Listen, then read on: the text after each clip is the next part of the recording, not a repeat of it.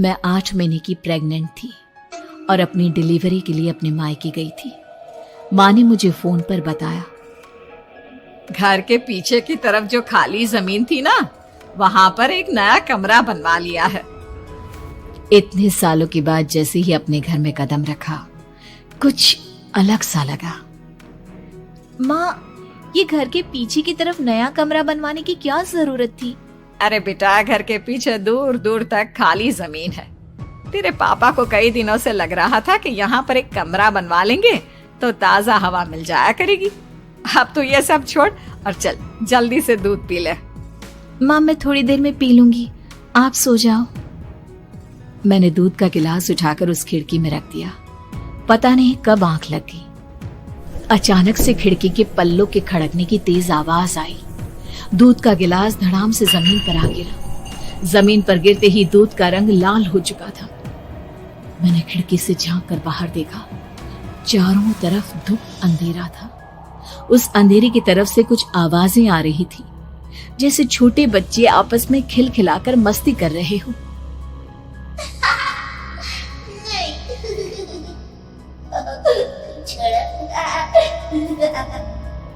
इतनी रात को इतने घनघोर अंधेरे में बच्चों की आवाज कैसे आ रही है? घड़ी में वक्त देखा तो ठीक 12 बजे थे। देखकर मैं सन्न रह गई। बुरी आत्माओं और भूतों की कई कहानियां मैं सुन चुकी थी। वक्त भी कुछ ऐसा ही था। ऊपर से मैं प्रेग्नेंट। सुना था कि ऐसे वक्त में अक्सर बुरी आत्माएं औरतों का पीछा करती है, तो क्या मेरे पीछे भी? पसीने से तरबतर बड़ी मुश्किल से, जैसे कांपते हाथों से मैंने उस खिड़की को बंद किया। जल्दी से जल्दी उस कमरे से बाहर निकलकर माँ के पास जाने के बारे में सोचा, लेकिन जैसे ही दरवाजे की तरफ पलटी, लगा कोई साया हवा की स्पीड से दरवाजे के सामने से गुजर गया। मेरे गले में अटक कर रह गई। मैं जोर से चीख कर माँ को बुलाना चाहती थी, लेकिन वो आवाज खुद मेरे कानों तक नहीं पहुंच पा रही थी। तो माँ तक कैसे पहुंचती? खिड़की के पल्ले एक बार फिर तेज हवा के झोंके से धड़ाम करके खुल गया और पूरी ताकत से मैं चीख पड़ी। जानती थी मेरी चीख की आवाज सुनकर कुछ ही सेकंड में माँ वहां पहुंच जाएगी, लेकिन ऐसा कुछ हुआ ही नहीं।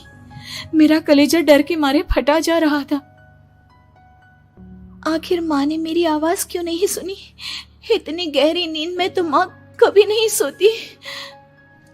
ठीक पीछे खुली हुई वो खिड़की। मुझ में इतनी ताकत नहीं बची थी कि मैं पलटकर उस तरफ देख भी सकूं।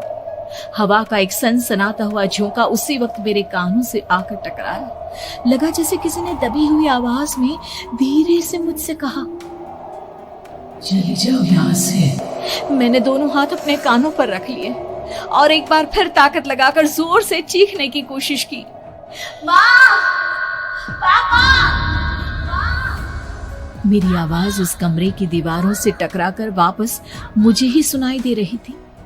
जितनी ताकत के साथ मैंने चीखने की कोशिश की थी, कुछ ही देर बाद उससे कहीं ज्यादा तेज और दर्दनाक चीख मुझे सुनाई देने लगी। ये आवाज ठीक मेरे पीछे खिड़की से आ रही थी। वो आवाज मेरे कानों में पिघलते हुए लोहे की तरह गिर रही थी। उन आवाजों में हैवानियत थी। वो आवाजें किसी इंसान की नहीं है, इतना मैं समझ चुकी थी। कांप रहे हाथों से मैंने अंधेरे में कुछ ढूंढने की कोशिश की। तभी अचानक मेरा हाथ बेड पर रखी टॉर्च पर पड़ा। किसी तरह ताकत लगाकर टॉर्च का बटन ऑन किया, लेकिन ये क्या? सामने दरवाजे पर 3 छोटी लड़कियां खड़ी हुई थी। उनके हाथ में स्टील के चमचमाते हुए चाकू थे। मैं घबराकर लड़खड़ाई और पीछे की तरफ हटी, लेकिन तब तक वो मेरे पास आ चुकी थी। उनकी गर्दन टेढ़ी थी और उनके हाथों के वो चाकू मेरे पेट को निशाना बनाने को तैयार। मैं जोर से चीखी, नहीं, छोड़ दो मेरे बच्चे को, मत मारो, मत मारो, छोड़ दो मेरे बच्चे को। सोनाली, क्या हुआ बेटा? तू इतनी डरी हुई क्यों है? उठ बेटा, क्या हुआ? हड़बड़ाकर मैंने अपनी आंखें खोली। देखा तो दिन निकल आया था। माँ मुझे जगा रही थी। मेरा चेहरा पूरा पसीने से लथपथ था। क्या हुआ बेटा, तुमने कोई बुरा सपना देखा क्या? मैं अभी तक अपने पूरे होश में नहीं थी। वो मेरे बच्चे को मार देगी माँ। वो लड़की मेरे बच्चे को। मैंने घबराकर अपने पेट को छुआ। सब कुछ ठीक था। और वो दूध जो रात को यहाँ पर गिर गया था, उसका रंग लाल हो गया था। माँ ने हंसते हुए दूध का गिलास मुझे दिखाया। तुमने दूध पिया ही नहीं, पूरा का पूरा ऐसे ही रखा हुआ है। तुमसे कहा था ना सोनाली, सेहत के लिए लापरवाही ठीक नहीं बेटा। लेकिन मैंने तो सब कुछ अपनी खुली आंखों से देखा था। ये सपना कैसे हो सकता है?